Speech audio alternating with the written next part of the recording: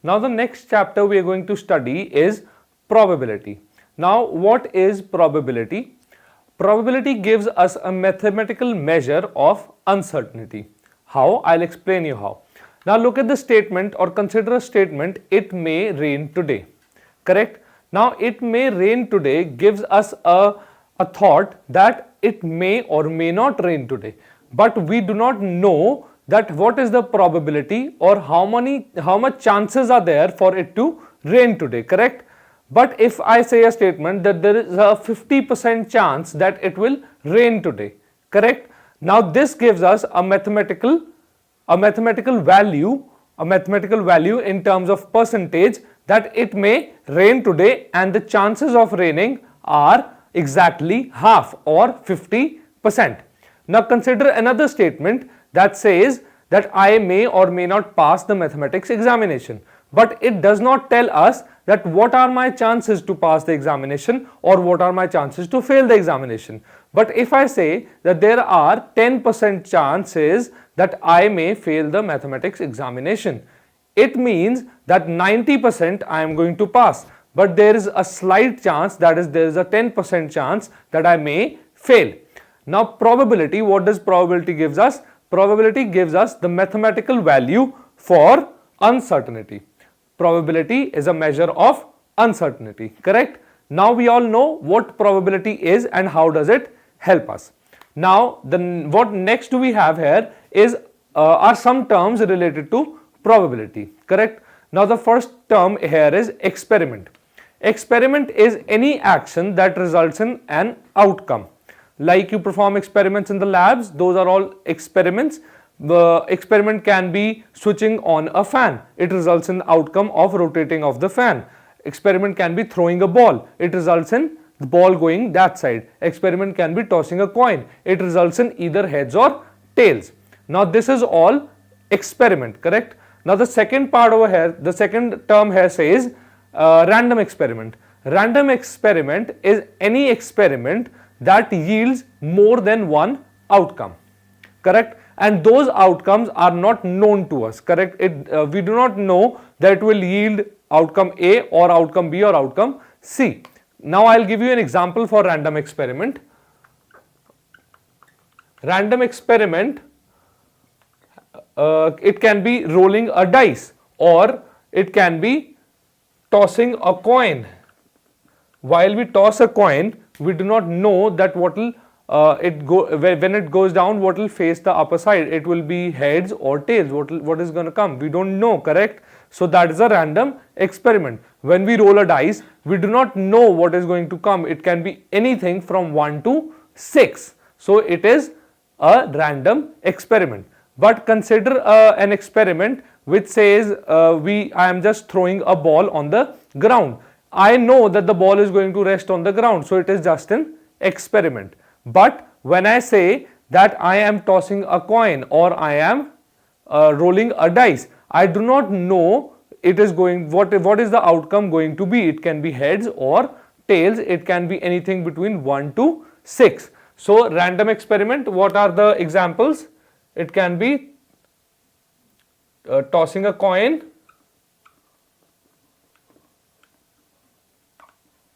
or rolling a dice. Correct? Now the next term here says sample space. What is sample space? Sample space is all the outcomes that can occur in a random experiment. Very simple in its own definition. Sample space sample space includes all the outcomes those are likely to occur in a random experiment. Those can occur in a random experiment. Correct? So what would be the sample space for rolling of a dice? Tell me. The sample space for rolling of a dice is what all can occur? It can be 1, 2, 3, 4, 5 or 6. It can be anything between 1 to 6. Correct? So in rolling a dice, the sample space is 1, 2, 3, 4, 5, 6. Correct? Now what is an event? Event is an subset of sample space which is related to the random experiment. Means in rolling of a dice, an event can be occurrence of 5, an event can be occurrence of even numbers, an event can be occurrence of 2, an event can be occurrence of number less than or equal to 3. These are all events. Correct? Understood? Very simple. Now the fifth part says equal likely outcomes. Equal likely outcomes are the outcomes those are equal likely to occur. Like when I throw the dice, it is equally likely that it will occur, that it will come out to be 1, 2, 3 or 5 or 6. Correct? There is no preference given to any number. There is no preference when I toss a coin. There is no preference given to heads or tails. It can be anything. So those outcomes, those are equal likely, those have the same probability of occurring, are equal likely outcomes. And over here in probability, the syllabus we have, all the outcomes are going to be equally likely. Okay, so equal likely is whose probability of occurrence is the same. Now what is the definition of probability? Probability is the probability of occurrence of an event E. Now suppose there is an event E, the probability of occurrence of an event E written as PE is equal to number of favorable outcomes or to E divided by the total number of possible outcomes of the experiment. What is PE? Number of favorable outcomes divided by the number of possible outcomes of the experiment. Correct?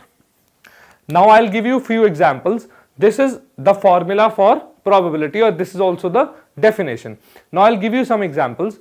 Say we roll a dice and we need to find the probability of occurrence of 5. Now what is the sample space? The sample space is 1, 2, 3, 4, 5, 6. Correct?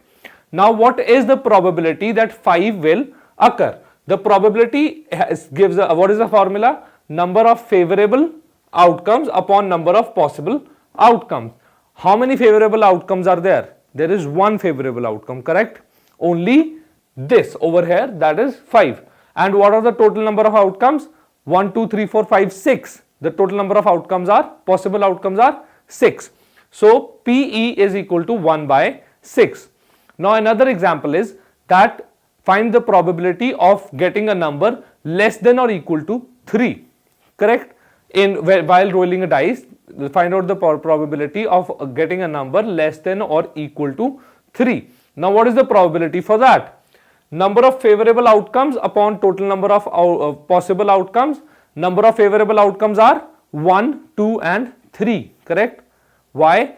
We need a number that is less than or equal to 3. 1 is less than 3, 2 is less than 3, 3 is equal to 3. So we have 1, 2 and 3 as the favorable outcomes upon total number of outcomes, that are again 1, 2, 3, 4, 5 and 6. So the total number of outcomes are 6. Number of favorable outcomes are 3.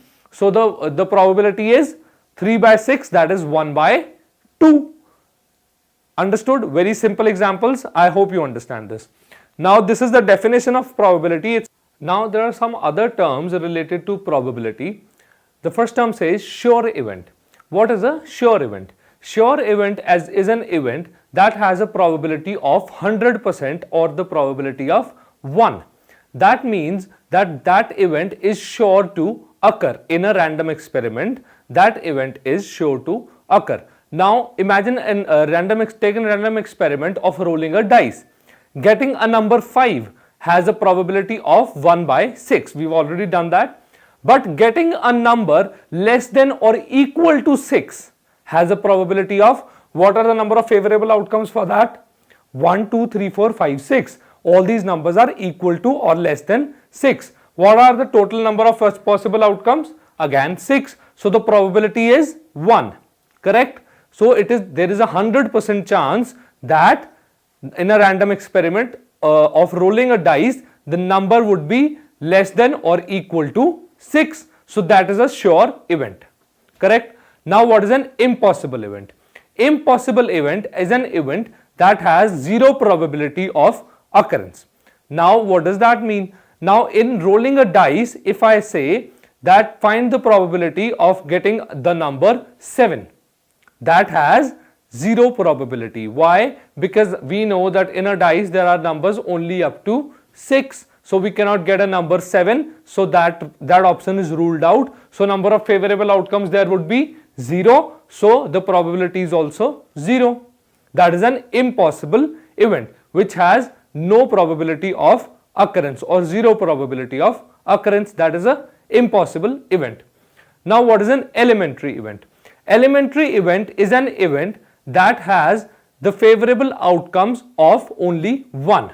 That has only one favorable outcome. Like for example, if I say that in rolling a dice, find the probability of getting the number 5 or getting the number 2. What are the favorable outcomes for getting the number 5? Number of favorable outcomes is 1, correct? So number of favorable outcomes is 1, that means it is an elementary event. But if I say that find the probability of getting even numbers when I roll a dice, what is the probability of getting even numbers? What all even numbers are there in this? 2, 4 and 6. These all three are even numbers. So what is the probability of getting even numbers? Number of favorable outcomes are 1, 2 and 3. So number of favorable outcomes are 3 upon the total number of outcomes is 6. That is probability is 1 by 2. But this is a compound event. Why? Because number of favorable outcomes are more than 1. So if number of favorable outcomes are only 1, that means it is an elementary event. But if number of favorable outcomes are more than 1, it means it is an compound event. Simple, understood? Now what is a complementary event? Now complementary event is an event that is exact opposite of an event given before. Now let me explain you how. First of all, I'll tell you what is the notation for a complementary event. Complementary event has a notation of PE dash or PEC. Now these are the notations for a complementary event. Now complementary event, as I told you, is the exact opposite of the event that has occurred, that is already given.